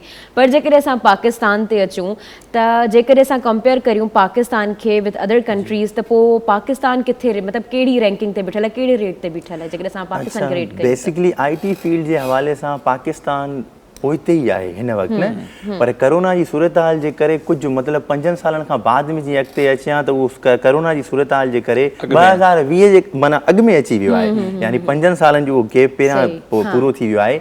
बेसिकली हाणे कंप्लीटली जेको बि बिज़नेस आहे तव्हांजो IT सां कंसर्न ई-कॉमर्स में कन्वर्ट थो थींदो वञे न। खोड़ सारा माण्हू अची विया आहिनि हिन फील्ड जे अंदरि। असांजी कोशिशि इहा ई आहे त माइक्रोसॉफ्ट जे प्लेटफॉर्म ते सिंधु खे अॻिते आणियूं, यानी जेके बि सिंधी नौजवान आहिनि घर वेठे कीअं पैसा कमाइनि IT जे थ्रू, ऐं दुनिया सां जेके बि ॿाहिरि कंट्रीज़ आहिनि असांजूं उन्हनि सां कीअं कुलो कुले में मिलाए करे अॻिते वधिजे, उहे कहिड़ियूं शयूं आहिनि उहे माइक्रोसॉफ्ट इंस्टीट्यूट जे प्लेटफॉर्म ते असां लॉन्च कयूं आहिनि। ख़ैरपुर जहिड़े शहर में जी रिस्पॉन्स कीअं पियो अचे उतां जो नौजवाननि जो? अल्हम्दुलिल्लाह ज़बरदस्त आहे, पर हाणे असां वरी ख़ैरपुर में सिर्फ़ु न पिया कयूं त असां उहे समूरा जेके कोर्सेस आहिनि ऑनलाइन अर्निंग वारा उहे पूरे असां सिंध ताईं फैलाया आहिनि, यानी उहे डिफरेंट जेके आहिनि उहे असांजा स्पीकर्स आहिनि, ट्रेनर्स आहिनि, उन्हनि जे थ्रू घर वेठे बि माण्हू ट्रेनिंग्स हासिल करे 2 महीननि जी ऑनलाइन जे थ्रू महीने 2 जे अंदरि 100% गारंटी सां अर्निंग करे सघनि था। ज़बरदस्त। अच्छा, जेकर असां तव्हांजी ऑनलाइन जी ॻाल्हि कई, फ्रीलांसिंग ते ॻाल्हि करियूं त फ्रीलांसिंग छा आहे इटसेल्फ? अच्छा, बेसिकली फ्रीलांसिंग स्किल आहे हिकिड़ी जंहिं स्किल जे थ्रू तव्हां अर्निंग करे सघो था। उहा स्किल थी सघे तो तव्हांजी ग्राफिक्स हुजे, एडिटिंग हुजे, मुंहिंजी पिक्चर आहे त जेकॾहिं पिक्चर जो बैकग्राउंड तब्दील कराइणो आहे, मूंखे मोनोग्राम लोगो डिज़ाइन करणु अचे थो कंहिं स्कूल जो इदारे जो, घर वेठे पैसा कमाए वञनि कंहिं बि स्किल जे थ्रू इनखे फ्रीलांसिंग चयो वेंदो आहे। ऐं उन खां अलावा फ्रीलांसिंग इटसेल्फ बि हिकिड़ो कोर्स इंट्रोड्यूस कंदा आहिनि जेको फ्रीलांसिंग बिल्कुलु उन जे थ्रू स्किल्स खे सेखारिया वेंदा आहिनि त अर्निंग उहे स्किल्स सिखी करे पोइ वरी अर्निंग कीअं कई वञे, डिफरेंट प्रोजेक्ट्स मिलंदा आहिनि। बेसिकली उन जे अंदरि ई हाणे खोड़ सारी ॿियूं शयूं अची वियूं आहिनि, लाइक कॉन्टेंट राइटिंग अची वई आहे, डिजिटल मार्केटिंग अची वई आहे, ऐं ई-कॉमर्स सां कंसर्न जेको आहे हिन वक़्तु पूरी दुनिया जो पहिरें नंबर ते जेको अमीर तरीन शख़्स हिन वक़्तु आहे उहो एमेज़ॉन जो आहे ऑनर। हाणे कंप्लीटली असांजो बि इहो ई आहे सिस्टम त एमेज़ॉन जे थ्रू पंहिंजी प्रोडक्ट पूरी दुनिया में सेल कीअं कजे। सही। अच्छा, हाणे जेकॾहिं अचूं अव्हांजो जेको इदारो आहे ख़ैरपुर में माइक्रोसॉफ्ट इंस्टीट्यूट ख़ैरपुर, उन जे स्ट्रक्चर या उन जे कमनि जे हवाले सां असांजे ॾिसंदड़ जेके आहिनि ज़रूरु चाहींदा त उन्हनि खे अवेयर कजे, जीअं सराउंडिंग में जेके बि उते नौजवान रहनि था कीअं अवां सां अलाह विचुड़ में अचनि, कहिड़ा डिग्री प्रोग्राम अवां उते करायो पिया, training program? Basically Microsoft institute platform जेको आहे उहो 4 सालनि खां अल्हम्दुलिल्लाह ख़ैरपुर मीरस जे अंदरि आहे, लेकिन असांखे 13 साल थी विया आहिनि हिन फील्ड जे अंदरि मुख़्तलिफ़ इदारनि में। माइक्रोसॉफ्ट इंस्टीट्यूट जे तरफ़ां 39 जेके डिग्रियूं आहिनि 39 उहे IT सां कंसर्न, इंग्लिश लैंग्वेज सां कंसर्न, एसि ताईं जो कार ड्राइविंग थी वई, टीचर्स खे ट्रेनिंग ॾियणी आहे उन जी फील्ड सां कंसर्न, ऐं हाणे वरी जीअं ॿुधायमि त तव्हांखे एमेज़ॉन थी वई, डिजिटल मार्केटिंग थी वई, ऐं कॉन्टेंट राइटिंग थी वई, वर्ड प्रेस थी वई, वेबसाइटियूं कीअं ठाहे करे सेल कजनि, उहे डिफरेंट शयूं आहिनि जेके असांजे प्लेटफॉर्म ते अलहमदिल्ला करायूं पिया। ऐं 4 सालनि जे अंदरि असां वटि तक़रीबन 32 खां 3300 कैंडिडेट्स जेके आहिनि उहे पास आउट करे चुका आहिनि, जिन मां 70% जॉब्स हासिल करे चुका आहिनि गवर्नमेंट एज़ वेल एज़ प्राइवेट सेक्टर्स जे अंदरि। ज़बरदस्त। सही जी अच्छा स्कोप त तव्हां ॿुधाए छॾियो तुंहिंजो केॾो वसी स्कोप आहे, पर जेकॾहिं तव्हां कुझु कोर्सिस जी ॻाल्हि कई, जेकॾहिं उनखे तव्हां मतिलबु मोर स्पेसिफिक करे चवंदा कहिड़ा कोर्सिस जेके आहिनि उहे हींअर लिस्ट में आहिनि, टॉप ते आहिनि, उहे कहिड़ा आहिनि? अच्छा, उहे IT सां कंसर्न हिन वक़्तु डिप्लोमा आहे ऐं सॉफ्टवेयर इंजीनियरिंग में फीडबैक असांखे टॉप क्लास जो मिलियो आहे, छो जो कंप्लीटली प्रैक्टिकल बेस्ड आहिनि। उनजे अंदरि कुझु सब्जेक्ट्स अहिड़ा आहिनि जंहिंजे थ्रू ॿार सिखी करे एंड्रॉइड पंहिंजा ऐप ठाहे सघनि था, ऐं उनखां बाद में जेको आहे प्रोग्रामिंग जे थ्रू पंहिंजा सॉफ्टवेयर डिज़ाइन करे सघनि था। हाणे तव्हां ॾिठो हूंदो त नंढे खां नंढो शॉप, वॾे खां वॾा मॉल्स जेके आहिनि उहे through of IT J through bill बि हिकिड़ो तव्हांखे शॉप वारो ॾिए थो, थ्रू ऑफ जेको आहे कंप्यूटर जे ॾिए थो। इहे सभु शयूं उन सॉफ्टवेयर इंजीनियरिंग जे अंदरि असां सेखारियूं पिया। सही। अच्छा, ही जेके मुकमल कोर्स अवी करायो पिया था, केतिरे टाइम ड्यूरेशन हुनजी छा आहे, टाइमिंग छा आहे, केतिरे महीननि जा हूंदा आहिनि, 6 महीननि जा, साल जा, ऐं उन्हनि जी फीस छा आहे? अच्छा, बेसिकली मैक्सिमम जेको असां वटि कोर्स आहे उहो 1 साल जो आहे, मिनिमम 3 महीननि जो कोर्स आहे। ऐं फी स्ट्रक्चर तमामु ख़ैरपुर मीरस जे अंदरि हिकिड़ो नॉर्मल असांजो रखियलु आहे। असां एडमिशन हिकिड़ो 1000 रुपयो सिर्फ़ु वठंदा आहियूं ॿार खां, उन 1000 रुपये में 16 GB USB फ्री में प्रोवाइड कंदा आहियूं। सॼे साल जा कोर्स जेको आहे उन्हनि जो उहो बि फ्री में प्रोवाइड कंदा आहियूं। वरी महीने खां पोइ सिर्फ़ु 1500 रुपया चार्ज कई वेंदी आहे ॿारनि खां, ऐं प्रैक्टिकल बेस्ड लर्निंग ॾिनी वेंदी आहे। जीअं ॿुधायमि त कल्ह जेको आहे उहो बि हिकिड़े दोस्त खे इस्लामाबाद में गवर्नमेंट जॉब मिली वई फेडरल जे इदारे में, थ्रू ऑफ IT जे करे, यानी स्किल्स इंप्रूव कंदा त डेफिनेटली अॻिते वधी सघनि था। पर जेकॾहिं तव्हां ॿुधायो था त तव्हां वटि जेको आहे उहो प्रैक्टिकल वर्क थिए थो, लेकिन असां स्पेसिफिकली यूनिवर्सिटीज़ ते ॻाल्हायूं त यूनिवर्सिटी में जेको आहे उहो प्रैक्टिकल वर्क न पियो थिए, सिर्फ़ु सेखारियो वञे थो, लाइक असां जेको जर्नल चऊं, उनखे तव्हां कीअं था ॾिसो, छा था चओ? अच्छा, बेसिकली यूनिवर्सिटी में इहा सही ॻाल्हि आहे त थ्योरिटिकल बेस्ड पहिरियां छा हुयो त इंटर खां बाद में डिप्लोमा इंटर खां बाद में थींदी हुई, हाणे बोर्ड वारनि मैट्रिक खां बाद में करे छॾी आहे। जीअं मैट्रिक खां पोइ ॿार साल जी डिप्लोमा करे उन खां पोइ यूनिवर्सिटी साइड वञी सघे त उते जीअं उन्हनि खे IT सां कंसर्न BS CS थी वई, सॉफ्टवेयर इंजीनियरिंग थी वई, या BS IT थी वई, इहे फील्ड्स जीअं उन्हनि खे सम्झ में अची सघनि।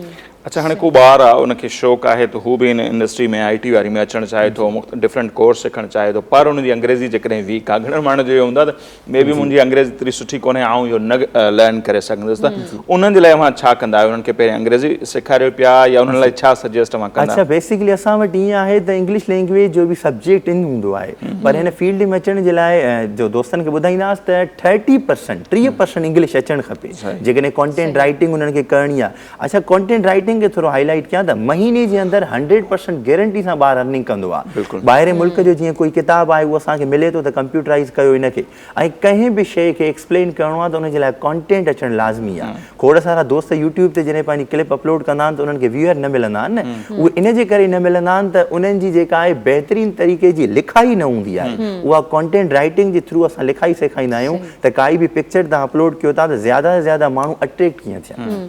पर अपार्ट दिस जेकॾहिं असां प्रोग्रामिंग जी ॻाल्हि करियूं त प्रोग्रामिंग त इंग्लिश आहे ई न आहे, प्रोग्रामिंग त कंप्यूटर लैंग्वेजेस आहिनि, त उहे त IT में अची सघनि था इज़ीली, मतिलबु उहे जेके आहिनि उहे हींअर माना रिलैक्स थी वञनि त असांखे इंग्लिश सिखण जी एतिरी ख़ासि ज़रूरत न आहे, IT में जेके प्रोग्रामिंग लैंग्वेजेस आहिनि उन्हनि खे सिखण जी ज़रूरत आहे। बिल्कुलु ईअं ई आहे। मैट्रिक खां बाद में जीअं मां ॿुधायमि त बोर्ड वारनि हाणे न प्रोग्रामिंग जे हवाले सां C लैंग्वेज थी वई, C++ थी वई, VB.NET थी वई, जावा थी वई, इहे अहिड़ियूं प्रोग्राम्स आहिनि जिन जे थ्रू HTML थी वई, तव्हां इहे सिखी करे डिफरेंट सॉफ्टवेयर ठाहे सघो था, वेबसाइटूं ठाहे सघो था, अर्निंग करे सघो था। यानी हाणे IT फील्ड जे थ्रू तव्हां हैंडसम जेकॾहिं तव्हांखे अर्निंग करणी आहे त उहो तव्हां घर वेठे बि करे सघो था, या IT जी फील्ड जे थ्रू तव्हां पंहिंजो प्रोडक्ट बि सेल करे सघो था पूरी दुनिया लेवल। सही, त उहो ई आउं सम्झणु चाहियां कम्युनिकेशन जे लाइ ॾिसो न हिकिड़ी दुनिया में ॻाल्हाई सम्झी ईंदड़ ॿोली आहे, त जेकॾहिं अव्हांखे कंहिं क्लाइंट सां राब्तो करिणो आहे, पंहिंजी का शइ जेका आहे सेल करणी आहे, कंहिंखे लोगो डिज़ाइन करिणो आहे, कंहिंखे वेबसाइट ठाराइणी आहे, त उन सां लह विचड़ में अचण जे लाइ बुनियादी लैंग्वेज आहे। सही,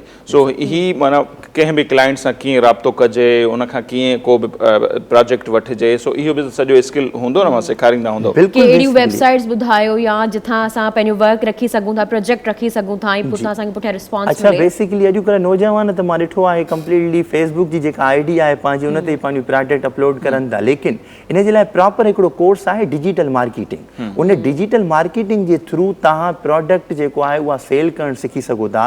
त कहिड़ियूं कहिड़ियूं वेबसाइटियूं आहिनि, लाइक जीअं तव्हां ॾिठो हूंदो त ईमेल बार बार असांजी अची वेंदी आहे त इहे प्रोडक्ट असांजी मार्केट में मौजूदु आहे, थ्रू ऑफ SMS थी वियो, या ॾिसो था त यूट्यूब जीअं हले थो त विच में एडवर्टाइज़मेंट अची थी वञे।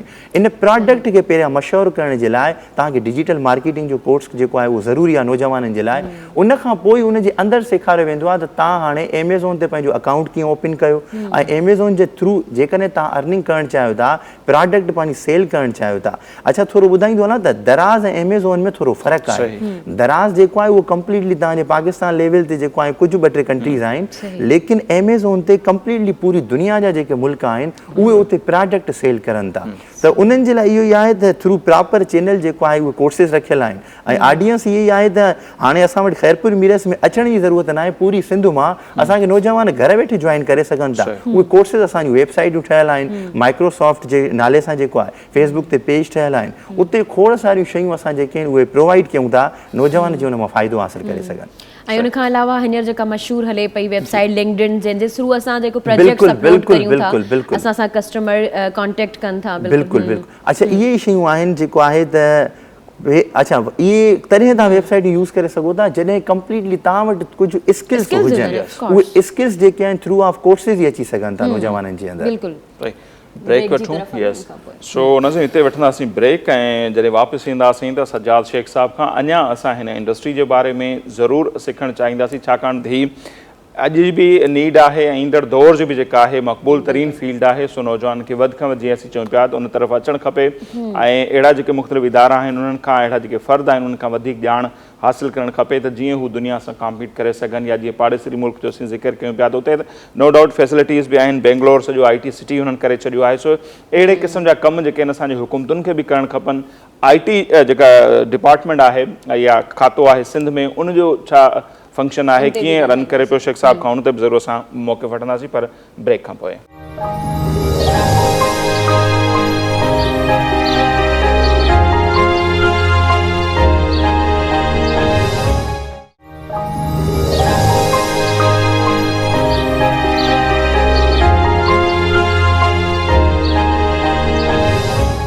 जी नाज़िम, ब्रेक खां पोइ हिकु भेरो ॿीहर द मॉर्निंग ऑफ धरती में मूंखे भलीकार चऊं था ऐं IT सेक्टर ते असीं ॻाल्हायूं पिया ऐं उनजा ई माहिर आहिनि नौजवान सज्जाद शेख साहब, उहे अॼु असांजा महिमान आहिनि। सज्जाद साहब, अव्हां खां इहो बि सम्झणु चाहियां पिया, ब्रेक ते असीं वियासीं त 4 सूबा पाकिस्तान में टिनि में IT बोर्ड ठही चुका आहिनि। इवन KPK पंजाब त नो डाउट काफ़ी अॻिते आहिनि, जेके अंग अखर मुंहिंजी नज़र मां गुज़रिया आहिनि त ख़ाली रुॻो जेको लाहौर ई आहे उन्हनि जो सॼे असांजे सिंध सूबे खां वधीक रेवेन्यू ज़ाहिर कमाइनि पिया आहियूं। उतां नौजवान एक्सपर्ट, इवन कराची बि पोइते आहे, लाहौर अॻिते आहे। सो असीं पुठिते छो आहियूं ऐं उन में IT मिनिस्ट्री जेका सिंध जी आहे उनजो केतिरो रोल ठहे थो, उन्हनि खे केतिरो रोल प्ले करणु खपे? अच्छा बेसिकली पहिरियां इहो त सिंध जे अंदरि IT जे हवाले सां असांजे हिसाब सां, छो जो मूंखे बि 13 साल थी विया हिन फील्ड जे अंदरि, कमु न थियो आहे। छो जो जेकॾहिं कमु थिए हा, मां रिसेंटली जेको आहे हफ़्तो पहिरियां हिकिड़ो प्रोग्राम कयो हुयमि त ऑनलाइन अर्निंग कीअं कजे। पूरी सिंध मां टेनेट्स ॻोल्हियूं पिया त IT जा स्पेसिफिक न मिली सघिया, त असांखे इस्लामाबाद मां मिलिया, लाहौर मां मिलिया, मुल्तान मां मिलिया, सिंध मां न मिली सघिया। इट मीन्स के सिंध जेको आहे उहो IT जी फील्ड में अनफॉर्चुनेटली पोइते रहियो आहे। लेकिन उन सां गॾोगॾु हुकूमत हिन वक़्तु प्रोजेक्ट्स अनाउंस कया आहिनि। उनजो हिकिड़ो प्रोजेक्ट मूंखे बि मिलियो आहे, 400 जेके आहिनि उहे मां कैंडिडेट्स खे तयारु पियो कयां। आई होप इंशाल्लाह ईंदड़ वक़्त में सिंध बि जेको आहे असांजी अॻिते हूंदी। ऐं उन्हनि 400 जेको असांखे प्रोजेक्ट मिलियो आहे उन में कंप्लीटली डिजिटल मार्केटिंग जो कोर्स थी वियो, सेल्स एंड मार्केटिंग प्रोडक्ट जी ऑनलाइन जे थ्रू कीअं कई वञे, वर्ड प्रेस वेबसाइटियूं कीअं ठाहियूं वञनि, इहे सेल कीअं कयूं वञनि। त हाणे जेको आहे कमु थिए पियो, आई होप इंशाल्लाह उमेद आहे त अॻिते असां बि ईंदासीं। हुकूमत खां अलावा ॿियो केरु इन में मतिलबु चई सघूं था त कसूरवार आहे? IT जी फील्ड एॾी अॻिते न आहे सिंध में, तव्हां ट्रेनर्स जी ॻाल्हि कई। बेसिकली असां पाण बि हिन जा ज़िम्मेदार आहियूं, छो जो ॾिठो वञे त शहर जे अंदरि त थोरी घणी नॉलेज आहे, पर ॻोठ जे हवाले सां तव्हां ॾिठो हूंदो त सफ़ा उन्हनि खे ख़बर ई न आहे। असांजो इहो कमु आहे त असां उते वञी करे बि लेक्चर उन्हनि जी IT अवेयरनेस जे हवाले सां सेमिनार कंडक्ट कयूं, उन सां कंसर्न। अच्छा असां प्रोग्राम माइक्रोसॉफ्ट जे प्लेटफॉर्म तां खोड़ सारा कया आहिनि, ॻोठनि खे टच कयो आहे वञी करे। हाणे हफ़्ते 15 ॾींहं ते हिकु गाड़ी मोरीअ में रिसेंटली मां हाणे करे आयो आहियां लेक्चर, उते इहो इन जे करे ई राहूजन में पीरगोट जे अंदरि असांजो जेको आहे प्रोग्राम थिए पियो। वञूं पिया असां पंहिंजे हिसे जो कमु कयूं था इंशाल्लाह जेको आहे तब्दीली ईंदी ऐं नौजवान हिन फील्ड जी तरफ़ ईंदा। अच्छा जी, हाणे मां ॿुधायो पिया इहा ईअं मुंहिंजे ॿिए हिकिड़े दोस्त सां ॻाल्हि ॿोल थी पई त इवन कराची में जेके वॾियूं वॾियूं कंपनियूं आहिनि उन्हनि जो पाण में हाणे मुक़ाबिलो हिक ॿिए जा माण्हू कीअं टोड़जनि ऐं इवन जो उन्हनि खे माण्हू कोन पिया मिलनि ऐं लाहौर मां वॾियुनि पघारनि ते ज़बरदस्त फैसिलिटीज़ ॾेई हिते आहिनि। त असांजे नौजवान खे ॿुधायो त जेकॾहिं ही मुख़्तलिफ़ स्किल्स उन्हनि खे अचनि था त हू केतिरो अर्न करे सघनि था, त जीअं उन्हनि में हिकिड़ी चाह वधीक हिकिड़ो पैदा थिए। अच्छा, बेसिकली थोरो क्लियर कंदा हलूं त खोड़ सारी अर्निंग आहे। पहिरीं शइ त इहा छो जो असां पाण हिननि मां लखें रुपया कमाया आहिनि ऐं हाणे असां ट्रेनिंग्स ॾियूं था त तव्हां कीअं अॻिते वधो। डेफिनेटली स्किल सिखण जे लाइ थोरी तव्हांखे इन्वेस्ट करणी पवंदी ऐं नॉर्मल फी स्ट्रक्चर आहे। तव्हां इहो सिखी करे 5 खां 6 लख रुपया महीनो तव्हां कमाए सघो था। मां पंजाब जे इदारे में हिकिड़े में विज़िट कयुमि, उते जेको आहे त हिकिड़े लफ़्ज़ लिखण जा $5 हुया, हिकिड़े अल्फाज़ लिखण जा। उन्हनि खे प्रोजेक्ट्स मिलनि पिया अहिड़ा त असां चाहियूं था त सिंधी नौजवान बि घर वेठे जेकॾहिं हिकिड़े लैपटॉप ऐं मोबाइल जे थ्रू जेकॾहिं तव्हां फ़ाइदो हासिलु करणु चाहियो था, 5 खां 6 लख रुपया महीनो जेकॾहिं कमाइणु चाहियो था, घटि में घटि 5 लख रुपया तव्हां महीनो अर्निंग करे सघो था थ्रू ऑफ IT फील्ड जे करे। इहे थोरा स्किल्स तव्हांखे सिर्फ़ु सिखणा पवंदा। ऐं उहे कहिड़ा आहिनि जेकॾहिं उहे? अच्छा सर, उहे स्किल्स जेके आहिनि, हिकिड़ो त मां जीअं ॿुधायुमि कॉन्टेंट राइटिंग, असांखे लिखणु कीअं अचे, प्रोडक्ट जेको आहे, छो जो मेन आहे त काई बि शइ आहे न असां वटि जेकॾहिं पई आहे सुराण वारनि जी जीअं शइ, हाणे हिनखे असां रिप्रेज़ेंट कीअं कयूं, पंहिंजी दुनिया हिनखे कीअं अट्रैक्ट थिए, असांखे कीअं हिन जा व्यूअर मिलनि, त उहा डेफिनेटली तव्हांजी कॉन्टेंट राइटिंग आहे। डिजिटल मार्केटिंग जो कोर्स त तमामु घणो शायल आहे, छो जो तव्हां ॾिठो हूंदो डिजिटल मार्केटिंग हाणे उहा शइ आहे त प्रोडक्ट जे थ्रू तव्हां कंहिं बि कस्टमर खे कवर कीअं करे सघो था। उहो फेसबुक ते तव्हांखे ॾिसे, यूट्यूब ते तव्हांखे ॾिसे, उनखां पोइ व्हाट्सएप ते वञे त तव्हांखे ॾिसे, ऐं डिफरेंट वेबसाइटूं जॾहिं सर्च करे थो त तव्हांखे ॾिसे। इहा डिजिटल मार्केटिंग आहे। एमेज़ॉन जो कोर्स आहे, उनखां पोइ वर्ड प्रेस जो कोर्स आहे। हिन वक़्तु टॉप रैंक ते इहे कोर्सिस आहिनि पूरे पाकिस्तान जे अंदरि।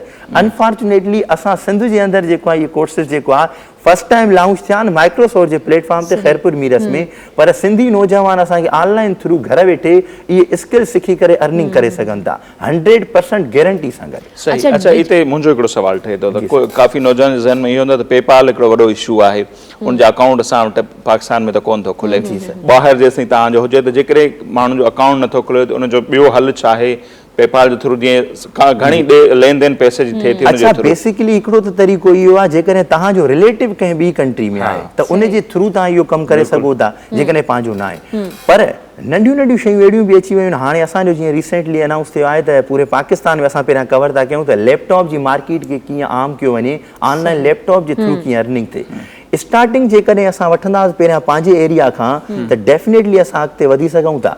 ॿाहिरां खां जेकॾहिं कंट्रीज़ आहिनि ऐं ज़्यादातर माण्हुनि जो ॿाहिरि मुल्क वारनि जो बिलीव न आहे असां ते, उहो यकीन ॾियारण जे लाइ विच में जेको आहे एमेज़ॉन जे हवाले सां ॾिठो हूंदो तव्हां त कुझु वक़्तु जेको आहे इहे वेबसाइटियूं इहे असांजूं बंदि थी वियूं हुयूं। जी जी बिल्कुलु, उहो इहो इन जे करे पियो थिए छो जो असां ॾेखारियूं हिकिड़ी शइ था, उन्हनि खे मोकिलियूं ॿी शइ था, सो इन जे करे इहो असां ते जेको आहे पेनल्टी चार्ज थी थिए उहो बंदि था करे छॾनि। त असां जेकॾहिं जेका शइ ॾेखारियूं उहा शइ सेल कंदासीं मार्केट जे अंदरि त डेफिनेटली जेको अर्निंग थी सघे थी। पहिरियों तरीक़ो इहो ई आहे त तव्हांजा जेकॾहिं रिलेटिव ॿिए कंहिं कंट्री में आहिनि उन्हनि जे थ्रू तव्हां इहा अर्निंग करे सघो था। मतलब अकाउंट खोलाइण जे लाइ उहे दुबई जो आहे, कोई जेको आहे इन अदर कंट्री जो आहे, उन्हनि जे थ्रू। हिकिड़ी त फॉर्मल इनफॉर्मल जेका मीटिंग थिए थी, खोड़ इहे जेका मार्केटिंग थिए थी, खोड़ मुख़्तलिफ़ ग्रुप जॉइन कनि था, जीअं फेसबुक ते अकाउंट ठाहिनि था फेक नालनि सां, इहो घणो कुझु असां वटि थिए पियो ऐं उहो ॾिठो वञे त इलीगल आहे, पर हाणे ज़ाहिर असां वटि पेपाल वारो मसइलो आहे। त इन में असांजी जेका वफ़ाक़ी हुकूमत आहे, जीअं एमेज़ॉन जो अवां ज़िक्र कयो त पहिरियां ज़ाहिर आहे असां न पिए करे सघियासीं उन्हनि जो कारोबार, इहे पाकिस्तान न पिए थियो, हाणे थियो आहे। पेपाल वारा इहे मामला इन्हनि खे सॉर्ट आउट करण में फवाद चौधरी ॿिया टा काफ़ी दावूं कंदा IT जो, उन्हनि खे छा करणु खपे? त अच्छा, बेसिकली उहो स्टेप खणी रहिया आहिनि हिन वक़्तु पूरे पाकिस्तान जे अंदरि। हिकिड़ी कंपनी आहे इनेबलर्स, साकिब अज़हर आहे उन्हनि जा हेड, उहे कंप्लीटली हिन ते कमु करे रहिया आहिनि ऐं उन्हनि जो वफ़ाक़ी हुकूमत सां कॉन्ट्रैक्ट साइन थियल आहे त असां तव्हांजूं प्रोडक्ट्स जेके बि पूरे पाकिस्तान जूं आहिनि असां पूरी दुनिया में तव्हांजूं सेल कंदासीं। ऐं आई होप इंशाल्लाह चेंजिंग ईंदी थी वञे ऐं नंढे पैमाने ते असां बि पंहिंजी कोशिशि कंदा था वञूं। हो पूरे पाकिस्तान में कवर था करनि छो जो फिडल सां उन्हनि जो कॉन्ट्रैक्ट साइन थियो आहे। असां सिंध लेवल ते इंशाल्लाह पंहिंजी जेको आहे क़ौम जेका आहे उहे नौजवान अॻिते वधाइण में असां बि पंहिंजो रोल प्ले पिया कयूं। तव्हां ज़िक्र कयो हो मूंसां होस्टिंग वग़ैरह जो, तव्हां होस्टिंग बि करियो था, त उनजे बारे में तव्हां ॿुधाइजो। अच्छा, बेसिकली हर फ्राइडे ते राति जो 9 बजे जेको आहे खैरपुर जे प्लेटफॉर्म ते खैरपुर आर्ट काउंसिल जो प्लेटफॉर्म आहे, तमामु घणो वॾो आहे, जिते असांजा मिनिस्टर्स, जिते खैरपुर जी यूथ असां सां इंगेज हूंदी आहे सही। उते मुंहिंजो हर फ्राइडे ते प्रोग्राम हलंदो आहे जिते हर फ्राइडे ते असांजो गेस्ट स्पीकर हूंदा आहिनि उनजो नालो आहे business ideas with Sheikh Sajjad पोइ असांजो इहो ई आहे वो थ्रू सॉरी फेसबुक यूट्यूब किथे हलंदो फेसबुक ते असांजो पेज आहे जी ख़ैरपुर आर्ट काउंसिल जे नाले सां पोइ उनखे लीड करनि पिया डिफरेंट पर्सन्स आहिनि डेफिनेटली पोइ असांजो छा सिस्टम आहे त नौजवाननि में कारोबार जो रुझान वधे ऐं कारोबार जो रुझान बि ई कॉमर्स जे थ्रू वधे यानी डिजिटल सिस्टम अची थो वञे त IT जे थ्रू असां कारोबार हाणे कीअं कयूं असांजो मेन फोकस इहो ई आहे तव्हां डिजिटल मार्केटिंग जी ॻाल्हि कई त मतिलबु सभिनी खां टॉप ते कहिड़ा प्लेटफॉर्म आहिनि जिते डिजिटल मार्केटिंग थी सघे थी त यूट्यूब पहिरें नंबर ते यूट्यूब बि आहे छो जो तव्हां ॾिठो हूंदो अच्छा हिकिड़ी मां मार्केटिंग ऐं डिजिटल मार्केटिंग में थोरो फ़र्क़ु आहे पहिरियां मार्केटिंग थींदी न्यूज़ पेपर जे थ्रू कंहिं टेलीविज़न जे थ्रू हाणे सिस्टम चेंज थी वियो आहे छो जो जेकॾहिं मूंखे ख़ैरपुर जी मार्केट खे अट्रैक्ट करणो हूंदो त मां ख़ैरपुर जी मार्केट जा टूल्स ॻोल्हींदुमि हितां जी यूथ फेसबुक थी हलाए सॉन्ग ज़्यादा से ज़्यादा कहिड़ो था ॿुधनि पोइ मां पंहिंजी जेका पब्लिसिटी आहे टू द पॉइंट उन में ऐं उहा ऑडियंस कवर करण जे लाइ इस्तेमालु कंदुमि यानी हिकु त पैसनि जो मुंहिंजो बचत थी वेंदी ऐं ॿियो त मूंखे जेके कस्टमर हूंदा जेके उहा ऑडियंस मूंखे प्रॉपर पंहिंजी मिली सघंदी पंहिंजी प्रोडक्ट जे लाइ ऐं तव्हां या जेका ट्रैकिंग कई उहो बि IT जे थ्रू ई कई त कहिड़ा माण्हू कहिड़ा सॉन्ग्स ॿुधी रहिया आहिनि उनमें ट्रैकर लोकेशन जे जी ज़रिए बिल्कुलु इहा शइ ख़बर पइजी वञे थी ऐं यूट्यूब ते हिकिड़ो वॾो प्लेटफॉर्म आहे जंहिंजे थ्रू तव्हां पंहिंजी ऑडियंस खे ॻोल्हे सघो था ऐं हाणे हर सोशल मीडिया जे प्लेटफॉर्म ते तव्हांखे एडवर्टाइज़मेंट जो हिकिड़ो मेन्यू ज़रूरु नज़र ईंदो जिते तव्हां पंहिंजी एडवर्टाइज़मेंट जेको आहे उहा लॉन्च करे सघो था पंहिंजी प्रोडक्ट खे कोर्सिस खे डिफरेंट शयूं आहिनि हिन में अच्छा जीअं हाणे अवां ही ॿुधाए 32,000 जे लॻभॻि अवां ॿुधायो न नौजवान केतिरो शुरू में तादाद 3200 सर 3200 जी